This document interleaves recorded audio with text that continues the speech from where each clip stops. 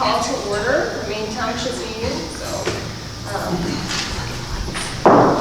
officially calling it to order. May we have the pledge of allegiance, please?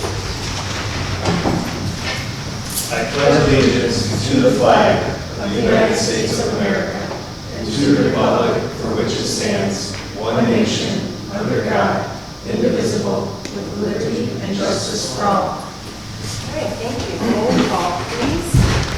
Assessor Cry, just stepped out. Highway Commissioner Dubay. Clerk Giovanni's here. Supervisor Jones. Yes. Trustee Horvath. Here. Trustee Maher. Here. Trustee Malik. And Trustee Lynch. Okay. First item of business is approval of the minutes of July 28, 2026 board meeting.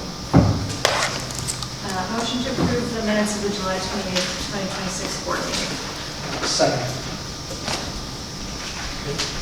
Supervisor Jones. Yes. Trustee Horvath. Yes. Trustee Maher. Yes. Okay. Approval of general assistance expenditures. Motion to approve payroll for pay dates of July 31st, 2026 and August 14th, 2026, ACH wire payments and general assistance checks number 57815 through check number 57850 in the amount of $131,238.38. Second. Okay. Supervisor Jones. Yes. Trustee Horvath. Yes. Trustee Maher. Yes. Okay. Approval of road district expenditures.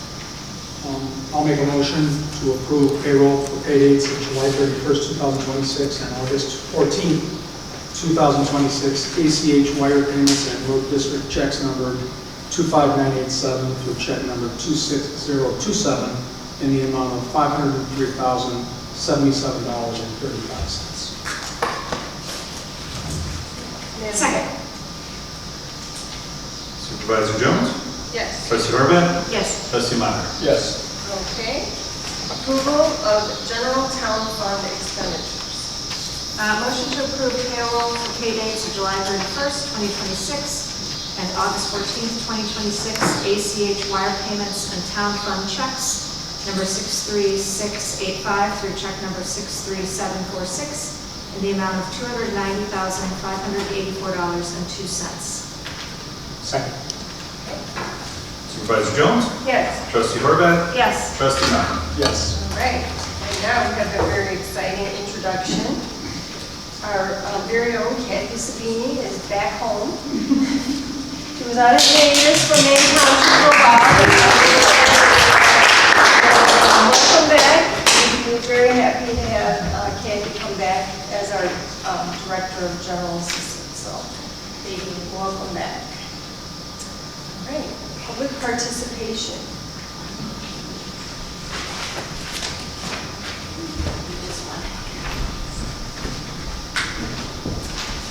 Ilyas Yazdani. Yes. Would you please come up to the podium? Okay. Yeah.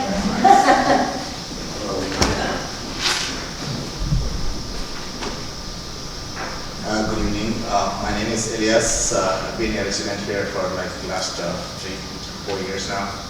I would like to congratulate all of you and thank you for your services. You've doing a good job. Recently, my neighborhood, it's a big class neighborhood, and the parking regulations we have on the streets are a little uncomfortable because not everybody can pay the towing charges. Recently, after the construction, my 2 cars, my bike and a car, got towed, and I had to pay. I had to rush. I had a meeting because it was the towing fee was removed for some part of the construction period. So I forgot. I mean, like, it happened a couple of times before as well. Sometimes Tuesday I miss. I'm a businessman. I work from home, and sometimes Tuesday and Wednesday is similar for me. So I forget to remove my car from the streets. So and there are so many other neighbors who are suffering from this. We are working hard to pay our bills, and plus this So the thing is, there is a towing regulation as well as ticketing regulations. So this time I got the ticket as well as my cars were towed. So there was too much for me to bear for this month. So I was requesting you guys to look into this regulation and at least remove the towing part, keep the ticket part. So we get a warning that we don't park in that area for that day or something like that. So thank you very much. What street do you live on, sir? Sumac Road. Yeah, near Below, New Park. Okay. Thank you. Thank you. Thank you. And if there's ever a chance, if you're ever running, behind on something and, your car's out there for a few minutes past the time, make sure to give us a call and just let us know, and we can make sure that they don't tow your car. And the reason for this regulation is the street cleaning. Not just the street cleaning, it's the street cleaning, abandoned vehicles, snow plowing, it's a number of things. But the towing is being for a long time now, and there is no apartment cars anymore or anything like that. But it's just the street cleaning is remaining, and the street is not clean. Well, we send out the street sweeper at least once or twice a week, so. So Tuesdays and Thursdays on the other side is like cleaning. It's 1 day a week. Yeah, a lot of times we'll clean it and then we come back and people throw litter again, and we do the best we can, but yeah, it's for, we have people that call us and tell us that we're not towing enough abandoned vehicles or towing enough cars in certain streets, so, we do the best we can to keep the streets clean and open, but if there's ever a time that you're gonna be late to your car, make sure to call us and we can make sure that it doesn't get ticketed or towed for a few extra minutes. If you can consider not towing, because the towing guy is rude and it takes a lot of money and it's like wants all the documents and it's have to go to the appointment, so you have to go take a taxi and get to the area where he tows the car. It's too far away from this place, and there are issues with my neighbors because there are old women, people who get annoyed with this towing thing. What time was your, 9:30. were you ticketed? Yes, I have the tickets and the towing receipt if you want, 9:30s.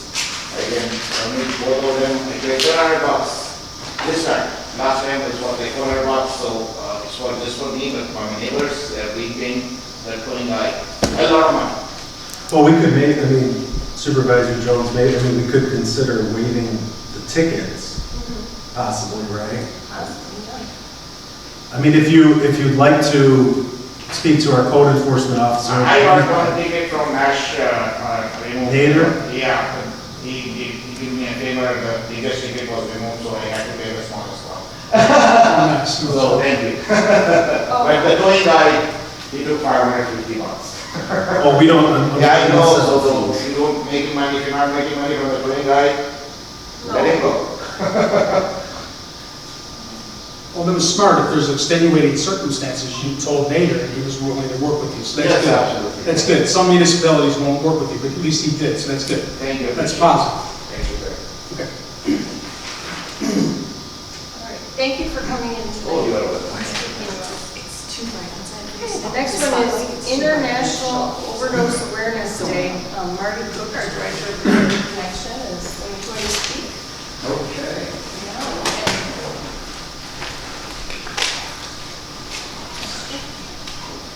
Good evening, everyone. Thanks for inviting us out today. Just really fast before I go in, Kathy Savini's back, and it just was something that lately in the last few months, just talking to other staff here, seeing them in random places, I just want to commend Supervisor Jones and Vicki and the staff here. Everybody is really happy at Maine Township, and it's been a long time coming. I just hear it all throughout the whole building. So I want to commend you, Supervisor Jones and Vicki, for what you guys have done here. Because it's been a tremendous change, and the people that work here are so nice. So I'm happy that they're happy at work for a change. Anyway, on to unfortunately Overdose Awareness Month, which is Overdose Awareness Day is August 31st, which is next Monday, and throughout the nation and the world, people light buildings or monuments purple. So like the Eiffel Tower, and here more locally, the Leaning Tower, but I think also merchandising art, other buildings throughout the country go purple. I'm very happy that this year Maine Township in its way will light something purple, thanks to Mike finding light bulbs and all that other stuff.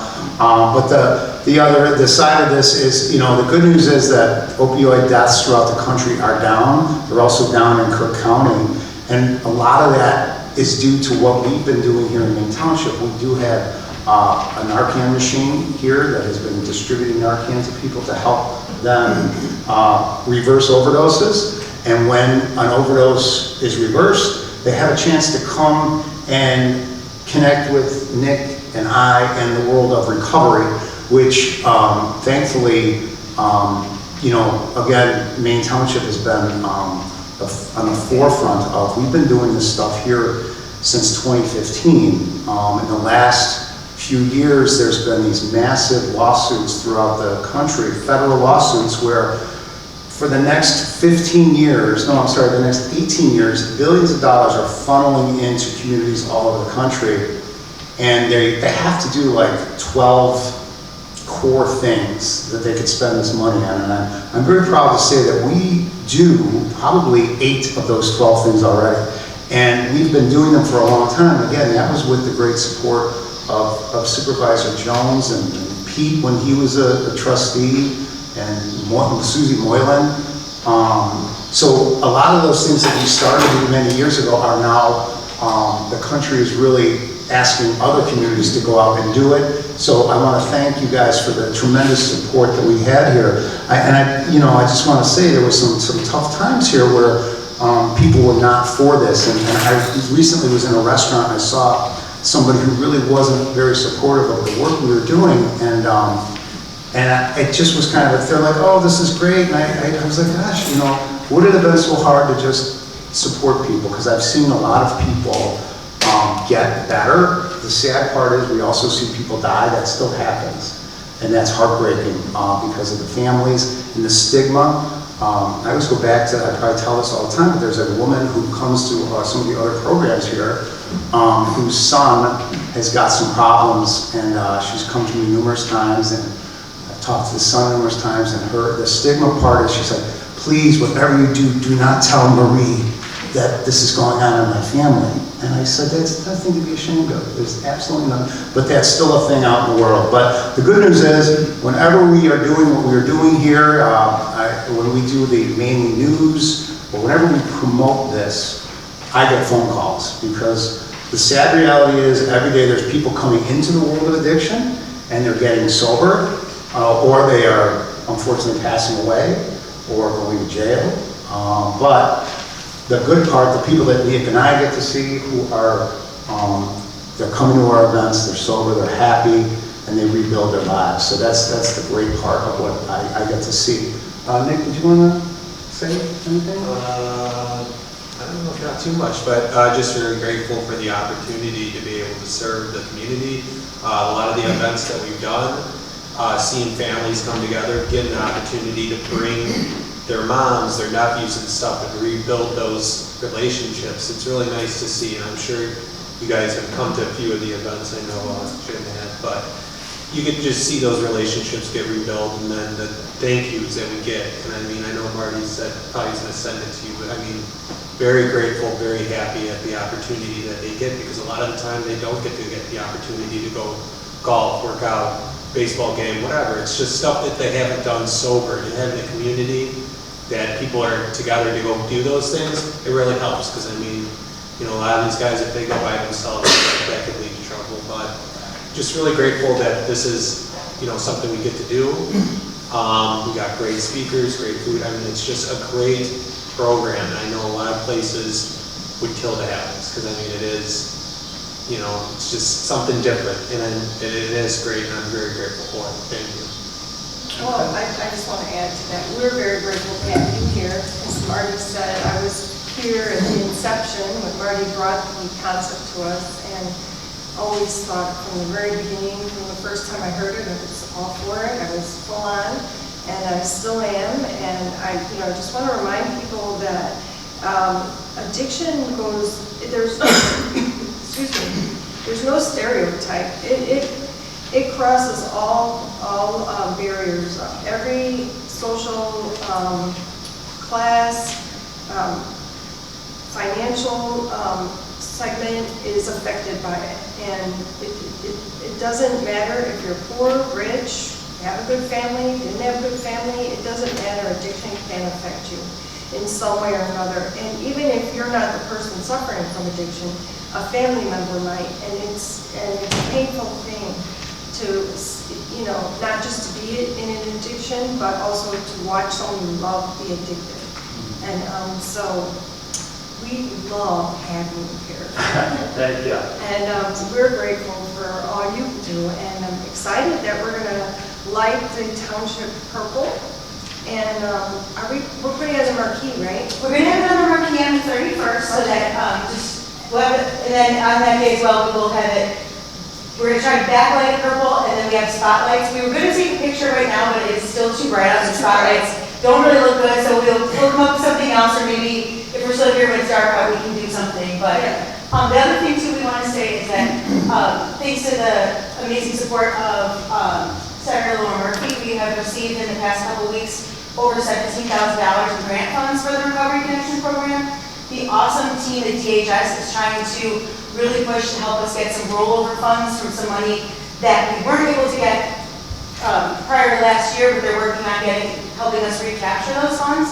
And we also received a pre-application for $40,000 in funds for fiscal year 2027 to support Recovery Connection. So it's really exciting that thanks to the support of Senator Murphy and our team over at DHS, who are really, absolutely wonderful, helpful, care so much about the program, we're able to offset some of those costs and things and really advance the program. So.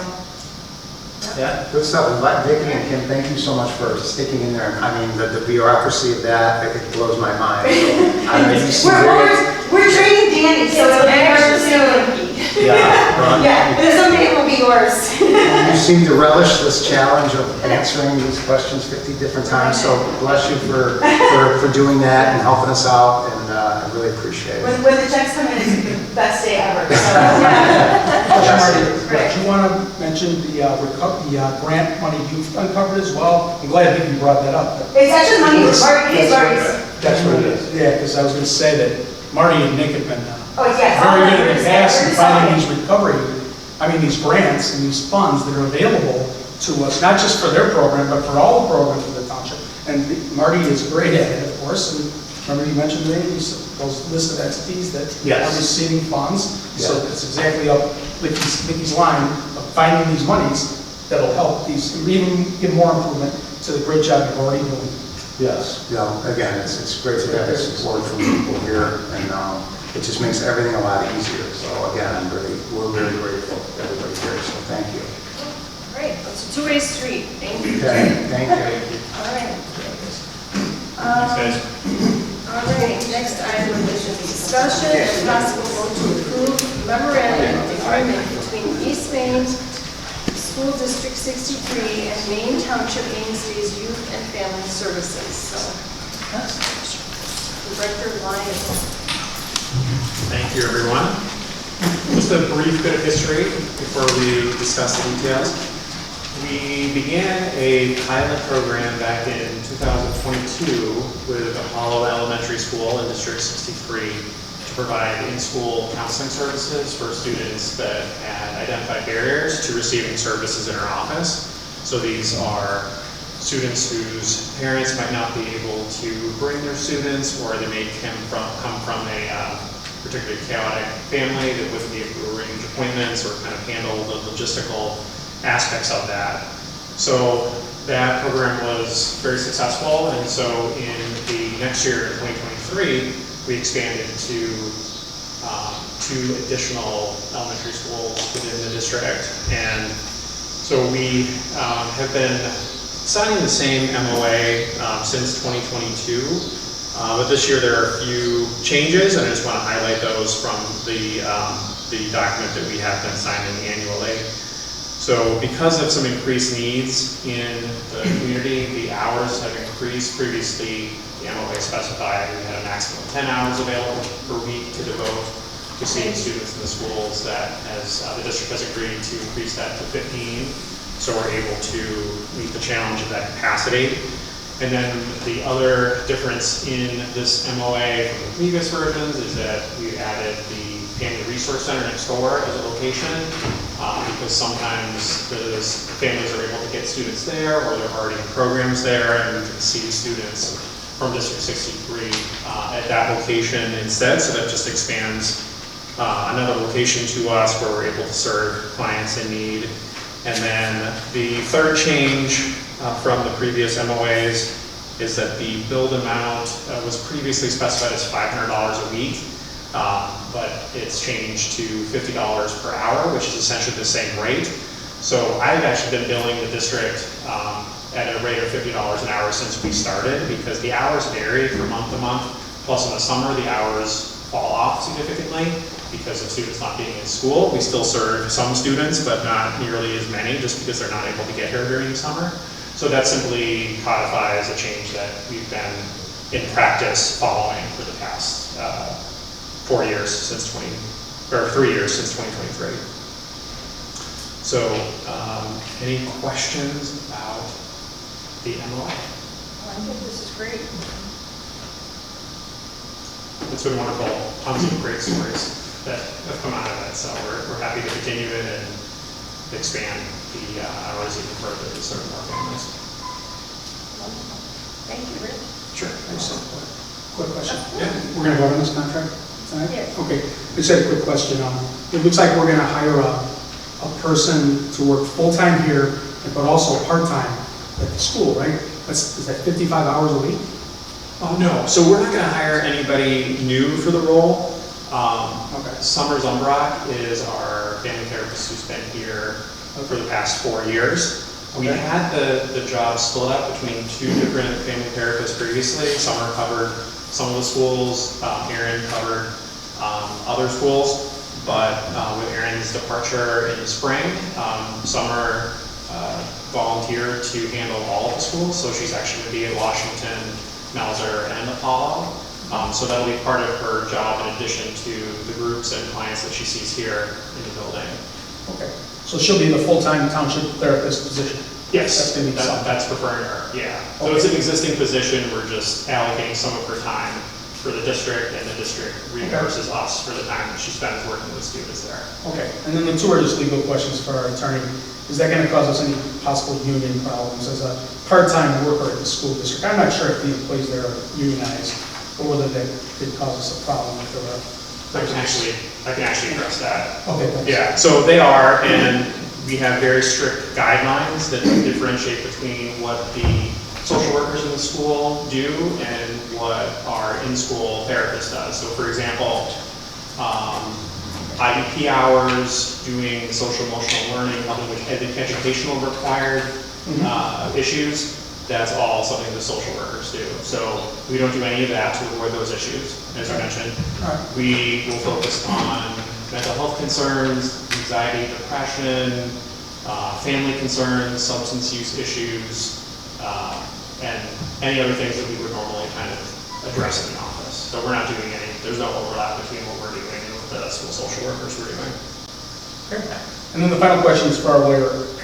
Page 2, paragraph 8 has a force majeure provision, which I've never seen in a contract like this. I think that means an unexpected catastrophic event. You see them sometimes in lease agreements where there's a flood or a house burns, building burns down or something like that. I don't know why that provision is in the contract. It says that anyone can say force majeure and they can say they're able to perform. So I don't know why that's in there, but that's my only question. So Yeah, so, I deleted it. I don't think it's necessary. you know what, so we actually have not received this agreement, so we did not review it prior to tonight. If the board would like, we can, the board can approve it subject to final township attorney review and approval. Okay. And we can definitely look into that, just from like a quick glance, because we did look over it. That would probably be more for like payment, for example, because I see your point of like what would the universe, prevent if there was, some banking crisis where they couldn't perhaps pay the township in a timely manner that might apply. but we can definitely take a look at that. I think you said paragraph 8. Yeah, just Well, yeah, paragraph. we'll look it over in its entirety though. That's fine, I didn't understand paragraph 6. Yeah. 8 was kind of, you know, but I agree with you, we could vote on it, it's just subject to attorney. Yeah. Trust your advice. You can definitely do it that way, the word you like. Okay. All right, thank you. Thanks, Richard, yeah.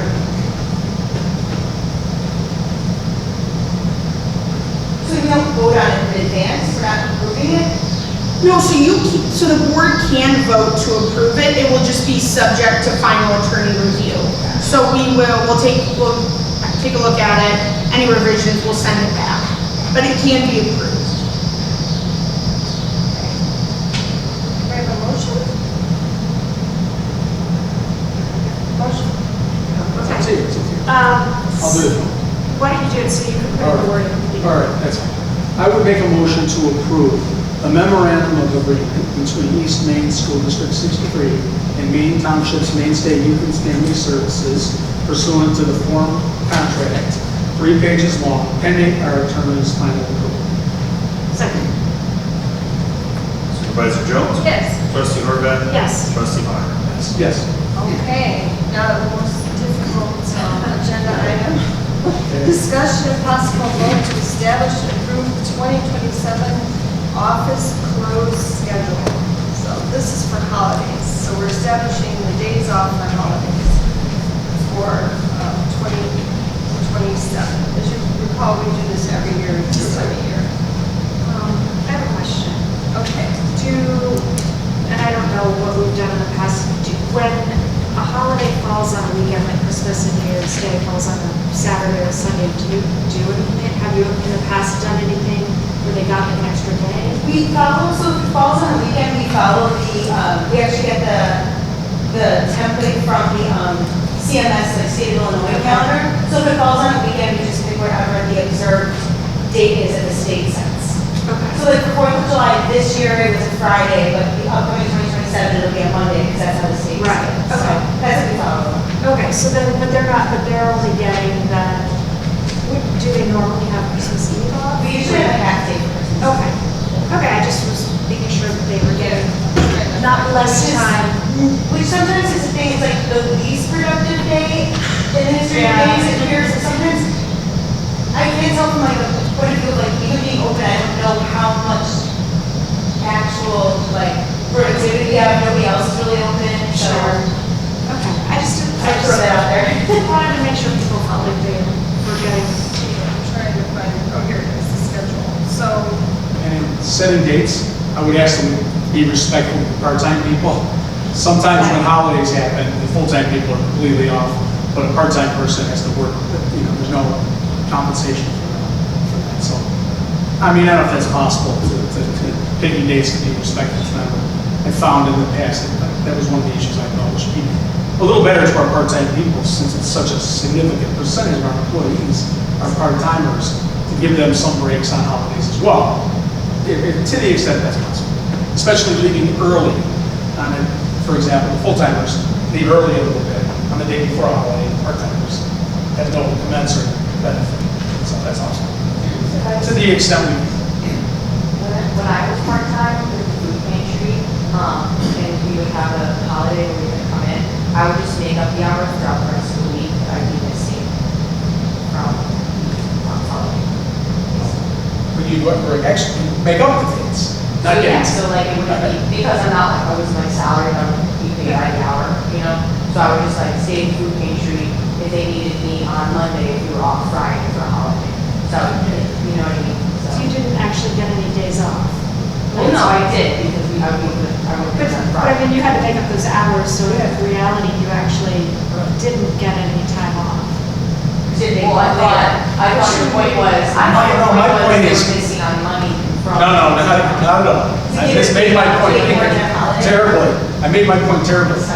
I think that the part-timers should not be punished because they're part-timers in certain cases when full-timers get a holiday and the part-timers have to make up the time. Yeah. I don't think you should have to, I think you should be polite to you occasionally. And That would be if nice. you may be an opportunity to get some benefits of some sort that full-timers get and part-timers don't.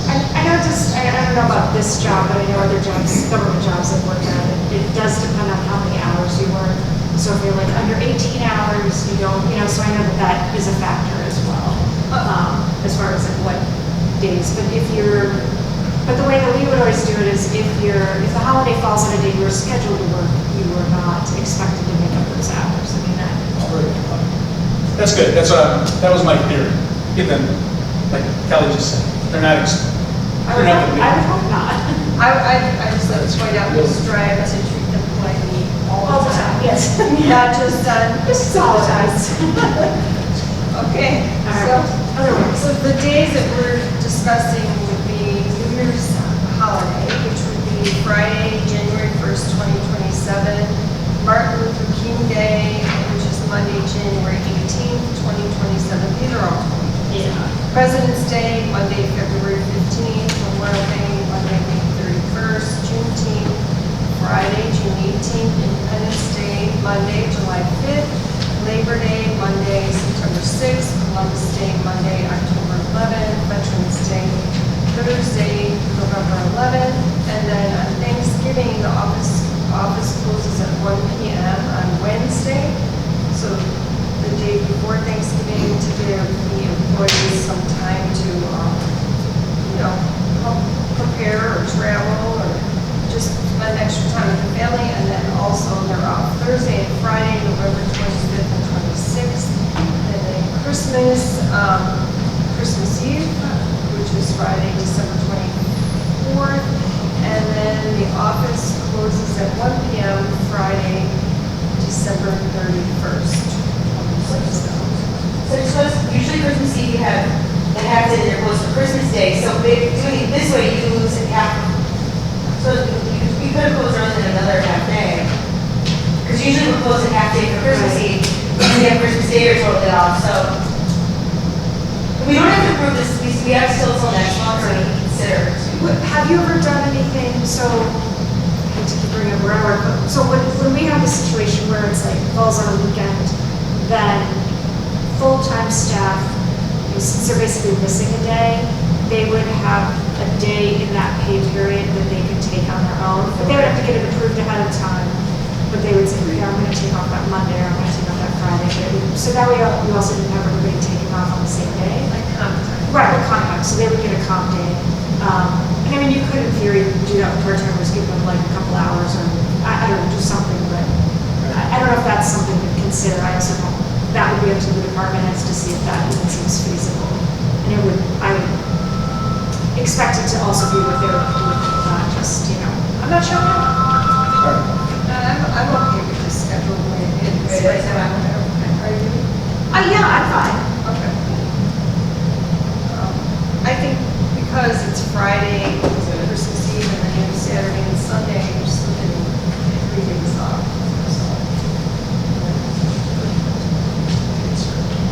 Okay.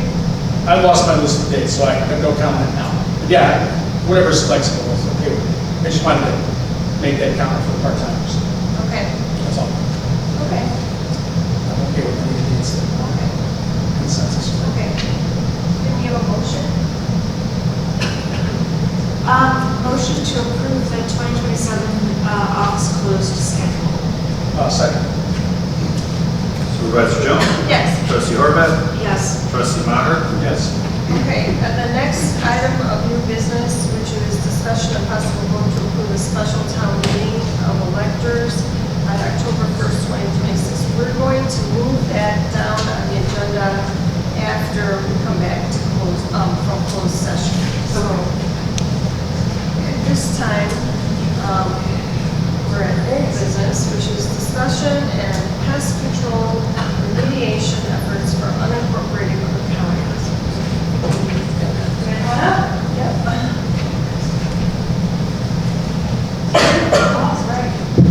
All right, so the past couple months, we've had some residents with some concerns about pest control, specifically in the unincorporated area. So our first concern was trying to figure out, who has jurisdiction over it, to make sure that as, a township, when people call here, we're giving out the correct information.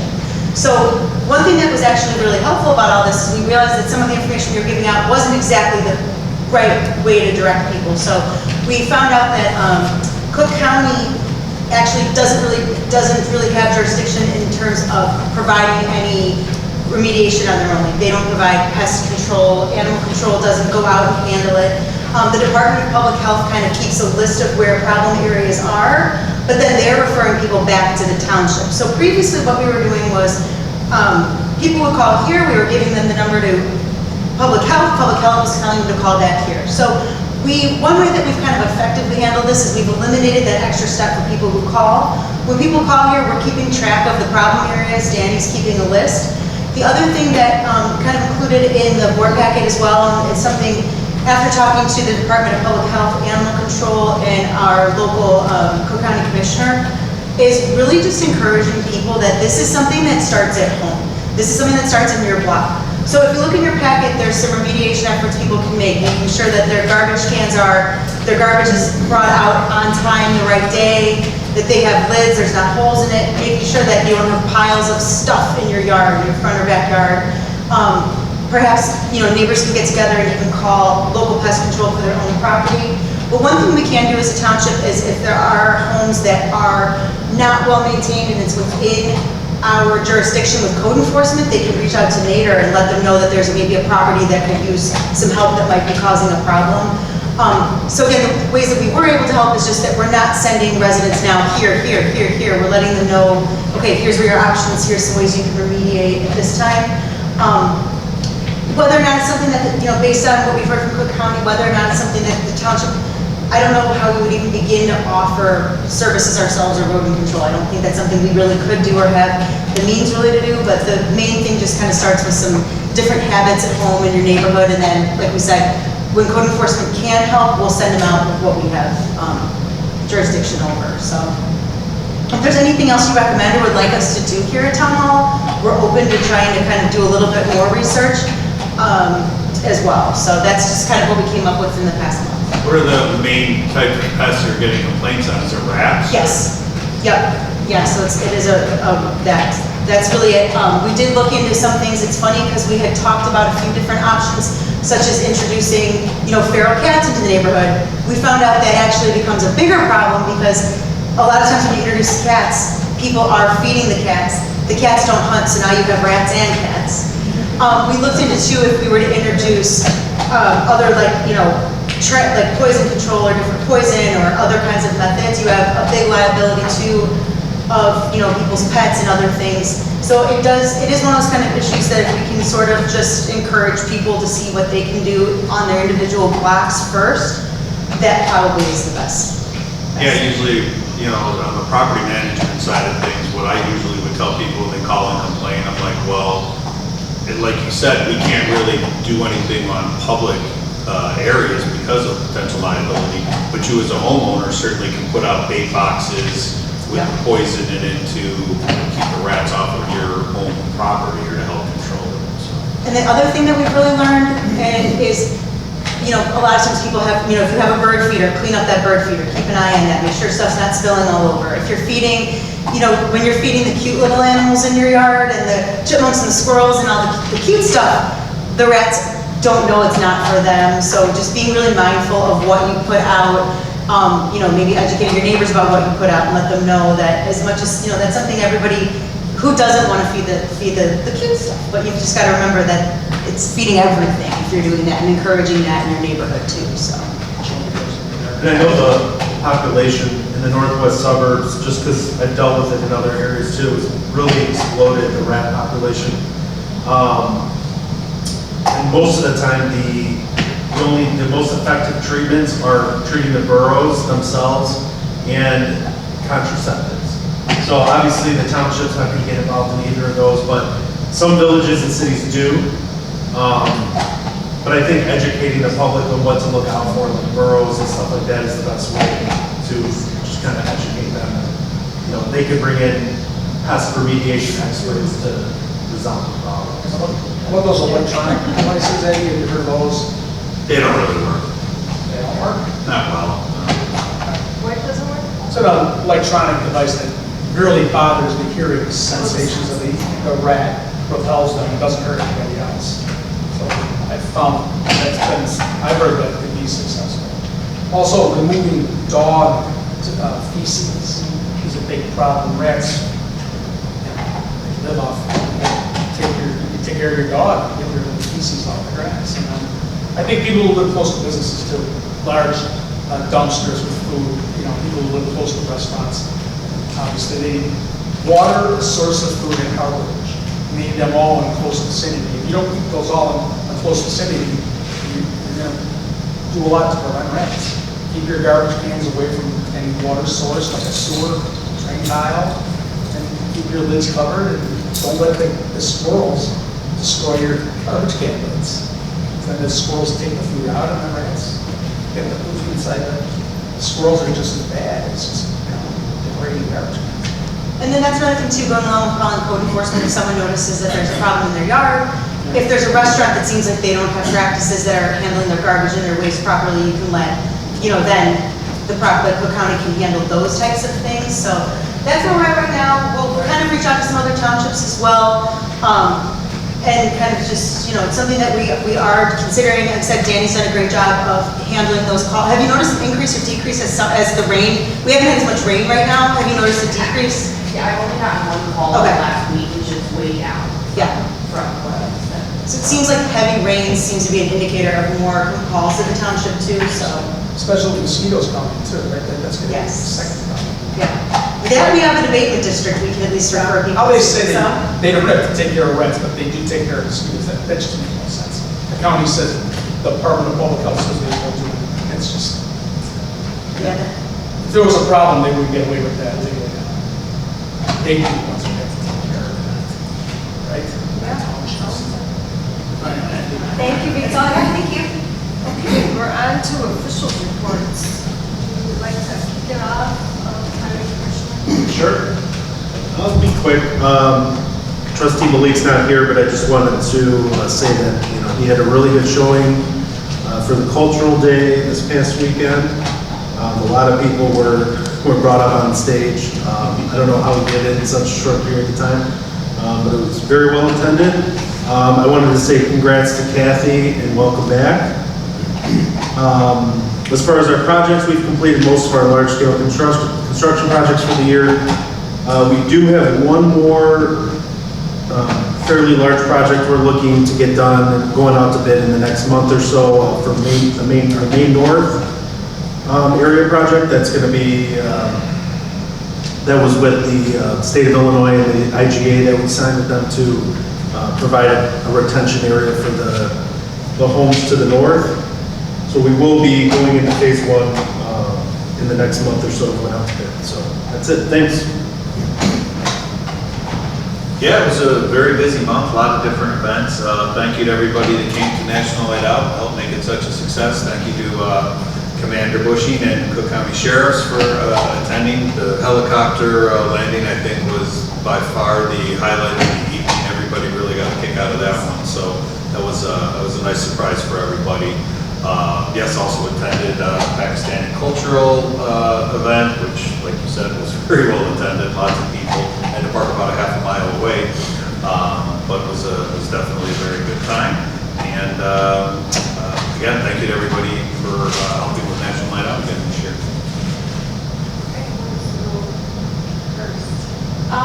I am excited for the community garage sale coming up. Do we still have spots left for people? Yeah. Okay, so there's still spots if people can get that. So that's on the 19th from 9 to 3. And I did also enjoy attending the National Night Out. I think it gets better every year. And the Count Outdoor was the coolest thing. And then all the dogs, I see the dogs. Yeah. But yeah. And the petting zoo. And yes, chickens. The chicken. Bunnies. Yes. Pony. Yes. Thank you, Commander.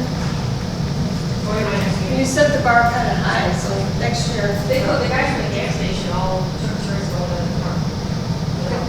They what? The guys from the gas station took turns leaving the gas station. Oh, I can understand why. It was fun. Yeah. Thank you for coming too. Okay, yes, great, the pony. You have to have Oreo every year. Yes, and our chicken, delicious. That was the same. Delicious chicken. Okay.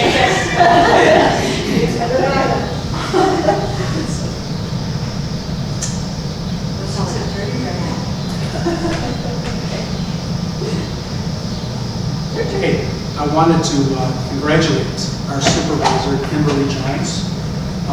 She's about to receive, or has received, an award from Oakton Community College. So I don't know anyone who's more deserving of awards and never seems to get them than Kimberly Jones. I've been working with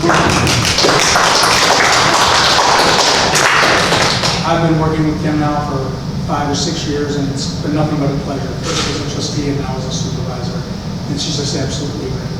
And she's, not only does she give back to the community as a public servant, but also she gives glowing recommendations from the Oakton Community College system, which is our community college in Maine Township. We're very proud. So congratulations, Kim. You deserve it, and I'm glad I heard about it and was able to mention it. So congratulations. So Karen will do a photo shoot with the award too. Yeah, So that's get right. ready. Somehow, they're awarding four alumni.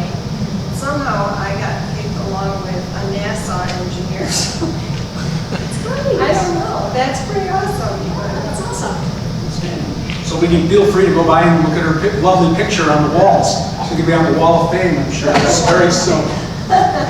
All right, thank you, James. Very welcome. And All right. the last thing, I wanted to commend Marie, she's not here, the Super Dog, 90 members attend Super Dog. I've been going there since I was a kid. We used to play football and drive our bikes for miles to go and have a Super Dog, which is still the best hot dog I think I've ever had. I'm still crave them. And not only is it a great restaurant, but it's close to a law office of a really famous, outstanding litigation attorney. I forget his last name, it starts with an M, but I can't think of it now. But he's right down the street. Yeah, this guy can really win cases. At least that's what I've heard. All right. All right. Thank you. All right, thank you. All right. Just in case anybody missed the nuance of that, it was James Maher that he was talking about, which is right there. It's a good one. So, all right, thank you. So, I also attended the National Night Out, which was exceptional, and I agree with Kelly and James and Commander. It gets better and better, and the helicopter was just like amazing. I don't know how many people came up and said they never saw a helicopter that close up. And then the kids, we couldn't get the kids away from it.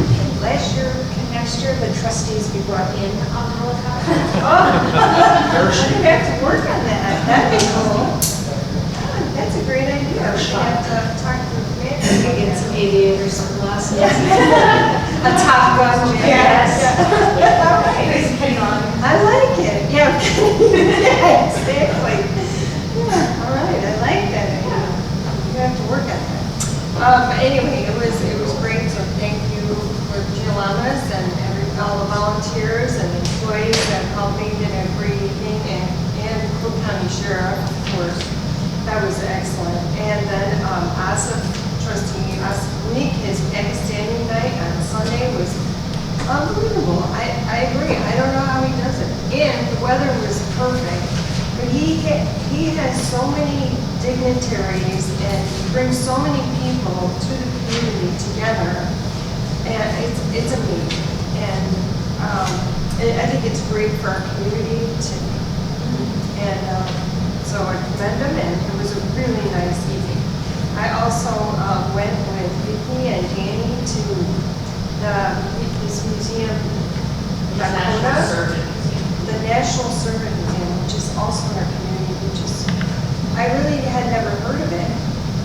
But it's also an amazing place in North Grove where they honor servants from all over, from Jane Goodall to Mahatma Gandhi to Martin Luther to Audrey Hepburn for her UN work, and Frank. I mean, the list is on, and it's really cool because not only do they have this amazing museum which they curated themselves, but they also have pictures.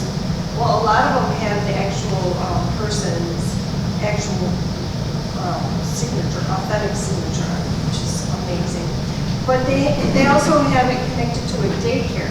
So when the kids come through and they look at the pictures, they they learn this, it's kind of by osmosis, who these leaders are, sort of like instilling in them. And if this little bit, they're so little, you know, because they're absorbing it every day as they're in daycare. So it's a really amazing place. I did not know about it, and we were very impressed. So I want to thank them for inviting us, and hopefully we'll be working with them on other things and initiatives. So that concludes my report. Oh, except for I want to remind people that Neighborhood Watch is coming up next Wednesday, September 2nd, 7 o'clock. And we, of course, want to invite the neighborhood, anybody who would like to come. We have August 27th, electricity savings sign-up days. Our community garage sale, which was already mentioned, which is also such a popular event, and it helps fund our summer camp for underprivileged kids. So it's an important event, not just a fun event. And then October 8th is vision and hearing testing and vaccine clinic. So just want to remind everybody that they're welcome to join us at on those 4 dates, and we hope that they do. Now we would like to go into closed session, and this is long, but pursuant to section 2C1 of the Open Meetings Act, discussing the appointment, employment, compensation, discipline, performance, or dismissal of specific employees, and pursuant to section 2C5 of the Open Meetings Act, to discuss the purchase or lease of real property for the sale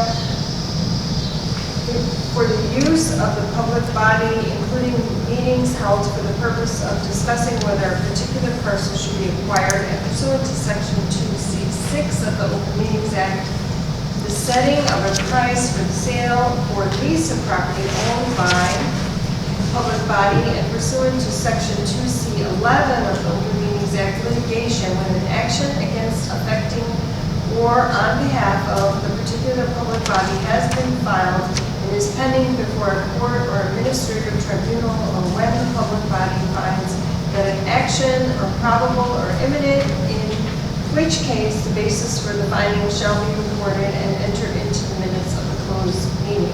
Illinois compiled statutes 5120-2.06 pursuant to section 2C1 of the Open Meetings Act, review and approval of closed session minutes. Illinois compiled section 5-120-2.06. So. It might take longer than the actual closed session. I think it did. Yeah. So, can we have a motion to go into closed session? Motion to go into closed session. Second. Supervisor Jones? Yes. Trustee Horvath? Yes. Trustee Meyer? Yes. So, you're all welcome to stay. I'm not sure if we'll be making votes. I think we will be, regarding a discussion of possible vote to approve a special town meeting of electors on October 1st, 2026, and the establishment of an agenda for specific meeting electors. So that will be the item up for vote when we come back. So you're welcome to stay, but if you don't want to, have a good evening.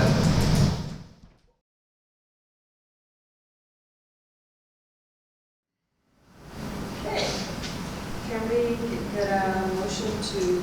We can just roll We call. can just roll call. Yep, to make sure everyone's safe. Okay.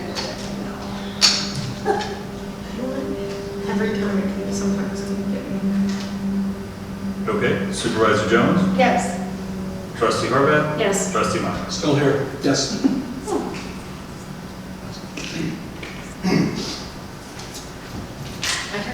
Yep, okay. I would like to make a motion to approve a special town meeting of electors and finding it necessary for the best interest of the township that we hold such a special town meeting on the first day of October 2026 at 7 p.m.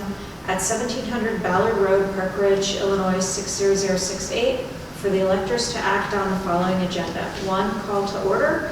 2, pledge of allegiance. 3, selection of moderator and parliamentarian. 4, introductory remarks regarding purpose of meeting. 5, public participation. 6, consideration of and action on a resolution authorizing the conveyance of 1387 Rediker Road, Des Plaines to Maine Township Road and Bridge. 7, consideration of an action on a resolution authorizing the declaration of certain property as surplus and approving methods for public sale or disposal. 8, approval of resolution for compensation of moderator, and 9, adjournment. Second. Supervisor Jones? Yes. Trustee Horvath? Yes. Trustee Maher? Yes. Motion to adjourn. Motion to adjourn? Yeah. Second. Supervisor Jones? Yes. Trustee Horvath? Yes. And Trustee Maher? Yes, sir. Very So, productive meeting. for that